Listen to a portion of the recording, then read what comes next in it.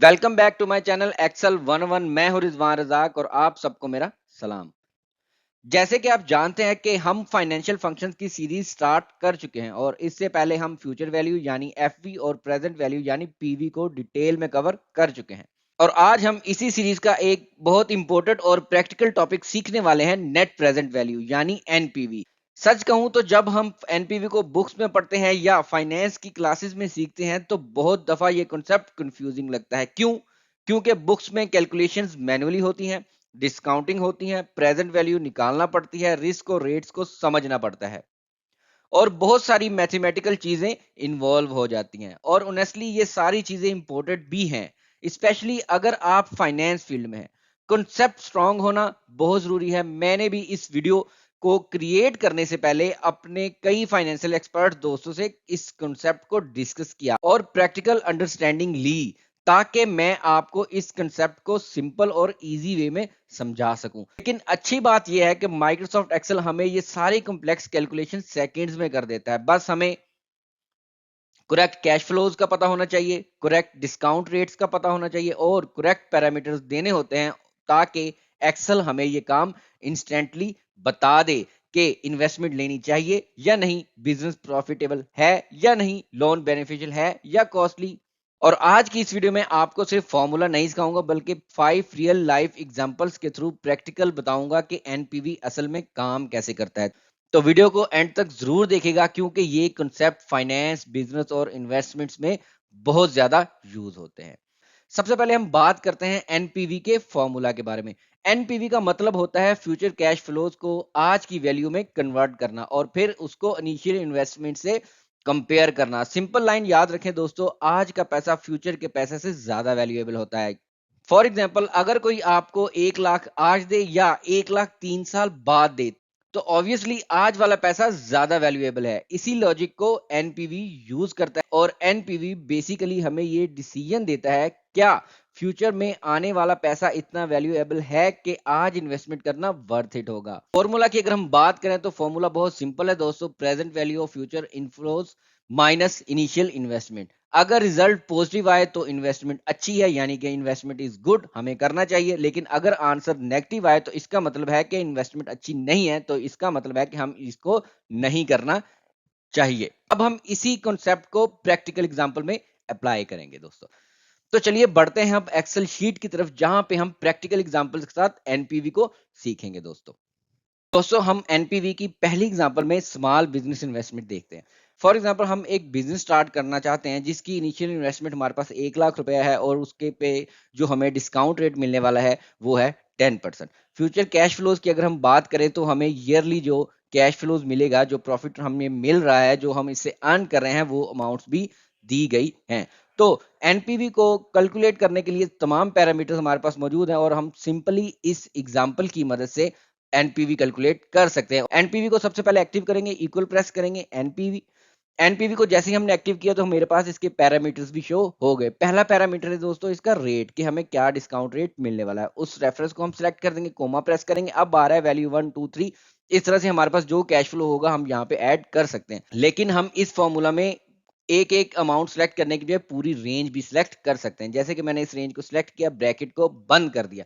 अब फॉर्मूला तो कंप्लीट हो गया, लेकिन एनालिसिस कंप्लीट करने के लिए हमें ये तो याद होगा कि अगर हम कोई इन्वेस्टमेंट निकाल रहे हैं, अगर हम अपने बिजनेस की इन्वेस्टमेंट निकाल रहे हैं, फ्यूचर कैश फ्लोज तो हमने लिख दिया, लेकिन हमें इस फ्यूचर कैश फ्लोज को माइनस भी करना होगा हमारी इनिशियल इन्वेस्टमेंट से। जैसे ही हम इसको अपनी इनिशियल इन्वेस्टमेंट से माइनस करेंगे तो हमारे पास आंसर दोस्तों आ जाएगा। तो हमें इस एग्जांपल के थ्रू पता चला कि अगर हम ये 1 लाख रुपया इन्वेस्ट करते हैं और हमारे फ्यूचर कैश फ्लो 4 साल का जो बिजनेस प्लान है उसके अकॉर्डिंग हमें ये इन्वेस्टमेंट करनी चाहिए, क्योंकि हमारा जो रिजल्ट आया है, जो नेट प्रेजेंट वैल्यू, वो माइनस में नहीं है दोस्तों। अब हम एक शॉप ओपनिंग का एग्जांपल देखते हैं। यहाँ एक इंपॉर्टेंट कंसेप्ट समझना है, हर प्रॉफिटेबल प्रोजेक्ट जरूरी नहीं कि फाइनेंशियली स्ट्रांग भी हो। सबसे पहले इस शॉप ओपनिंग की इनिशियल इन्वेस्टमेंट हमारे पास 2 लाख है और डिस्काउंट रेट जो है हमारे पास वो है 12%, और इसका कैश फ्लोज भी हमें दिया गया है दोस्तों। तो सेम फॉर्मूला हम यहाँ पे भी अप्लाई करेंगे और देखेंगे क्या हमें ये प्रोजेक्ट करना चाहिए, क्या हमें शॉप ओपन करना चाहिए या नहीं करनी चाहिए। तो सबसे पहले, सॉरी, तो यहाँ पे हम आएंगे, इक्वल प्रेस करेंगे, एनपीवी सिलेक्ट करेंगे। एनपीवी सिलेक्ट करने के बाद हम यहाँ पे रेट देंगे उसी तरह है जिस तरह हमने पहली एग्जांपल में दिया था, और उसके बाद फ्यूचर कैश फ्लोज को हम सिलेक्ट कर देंगे। उस सिलेक्ट करने के बाद इसको माइनस कर देंगे हम अपनी इनिशियल इन्वेस्टमेंट के साथ। अगर हम ये नहीं करते तो हमारा आंसर करेक्ट नहीं होगा। जैसे हम यहाँ पे इसको सिलेक्ट करेंगे, एंटर प्रेस करेंगे, तो हमारे पास दोस्तों आ जाएगा। अब देखिए ये कैश फ्लोज तो हमारे पास है 20,000, 30,000, 40,000, 50,000, बट इसका आंसर माइनस में है, नेगेटिव में है। एनपीवी हमें बता रहा है कि जनाब ये शॉप ओपन करेंगे आप इनिशियल इन्वेस्टमेंट के साथ, तो आपका जो कैश फ्लोज के अकॉर्डिंग और डिस्काउंट रेट के अकॉर्डिंग जो रिजल्ट आने वाला है वो माइनस में आने वाला है। नेट प्रेजेंट वैल्यू उसके अमाउंट की माइनस होगी, तो इसलिए आपने ये इन्वेस्टमेंट करना नहीं है। अगर करोगे तो नुकसान उठाओगे भैया, तो इसलिए हमने ये काम नहीं करना इस एग्जाम्पल के अकॉर्डिंग। अब हम एक स्किल इन्वेस्टमेंट एग्जांपल देखते हैं। वैसे तो आजकल लोग फ्रीलांसिंग कोर्सेज में इन्वेस्ट करते हैं, तो चलिए कैलकुलेट करते हैं कि ये फाइनेंशियली वर्थ इट है या नहीं। सबसे पहले हम बात करते हैं फ्रीलांसिंग कोर्स हम कोई परचेज करना चाहते हैं जिसकी इनिशियल इन्वेस्टमेंट है 50,000 और उसका जो discount rate future cash flows की बेस पे हमें मिलेगा वो है 8%। तो अब 15,000, 20,000, 25,000 और 30,000 इसके अकॉर्डिंग हमारी क्या ये इन्वेस्टमेंट वर्थ इट है या नहीं, एक्सेल से पूछते हैं दोस्तों। सबसे पहले हम इक्वल प्रेस करेंगे, एनपीवी को एक्टिव करेंगे, रेट अप्लाई करेंगे जिस तरह हमने अपनी लास्ट 2 एग्जांपल्स में किया, और उसके बाद हम यहाँ पे इस कैश फ्लोज को सिलेक्ट करके ब्रैकेट बंद कर देंगे और माइनस कर देंगे इसको हमारी इनिशियल इन्वेस्टमेंट के साथ। जैसे ही एंटर प्रेस करेंगे तो हमारे पास आंसर पॉजिटिव में आइए, इसका मतलब है कि ये हमारा बिजनेस भी वर्थ इट होगा दोस्तों। फोर्थ एग्जांपल बहुत इंपॉर्टेंट है, इसमें आपको एक नया कॉन्सेप्ट मिलने वाला है। एक बिजनेस मशीन परचेज का एग्जांपल देखेंगे हम यहाँ पे, और यहाँ हम हिडन कॉस्ट का इंपैक्ट भी समझेंगे कि हिडन कॉस्ट का इंपैक्ट क्या होता है दोस्तों। सबसे पहली वैल्यू हमारे पास है मशीन कॉस्ट के, जो हम मशीन परचेज करना चाहते हैं उसकी कॉस्ट है 5 लाख रुपया, और उस पर जो डिस्काउंट रेट है वो हमारे पास 10% है। और इस एग्जांपल के मुताबिक हमारी इस मशीन का ईयरली इनफ्लो जो है वो 150 है, और उस पे मेंटेनेंस कॉस्ट, जाहिर सी बात अगर हम कोई मशीन परचेज कर रहे हैं उसकी हिडन कॉस्ट एक मेंटेनेंस की भी होती है। हम कोई गाड़ी ले लेते हैं हम, या कोई भी चीज हम कोई अपना बिजनेस स्टार्ट कर रहे हैं उसके लिए हमने कोई मशीन परचेज की है, कोई प्रिंटिंग की मशीन परचेज की है, तो याद रखिएगा उसकी मेंटेनेंस कॉस्ट भी होगी। अगर हम उसकी मेंटेनेंस कॉस्ट को माइनस कर देंगे अपने ईयरली इनफ्लोज के साथ, यानी कि 5 लाख की हमने एक मशीन ली है और उससे हमें अर्निंग जो है वो 150 हो रही है, और उसकी जो मेंटेनेंस कॉस्ट है वो 20,000 है, तो हमारे पास जो नेट कैश फ्लो आएगा ईयरली कैसे आएगा, हम 150 को माइनस कर देंगे अपनी मेंटेनेंस कॉस्ट के साथ। जैसे ही हम कॉस्ट के साथ माइनस करेंगे तो हमारे पास आंसर आ जाएगा। तो हमारे पास इस एग्जांपल में जो कैश फ्लोज है, फ्यूचर कैश फ्लोज है, वो ये वाला है दोस्तों 130। इसको भी हमने अपनी हिडन कॉस्ट से निकाला है, क्योंकि अगर हम 150 ही ले लें तो जो हमारी मेंटेनेंस कॉस्ट है वो इसमें ऐड नहीं होगी, जिससे हमारे एनालिसिस खराब हो सकते हैं। यहाँ पे भी हम एनपीवी को एक्टिव करेंगे। एनपीवी को एक्टिव करने के बाद उसी तरह से हमारे पास इसके भी पैरामीटर्स हैं।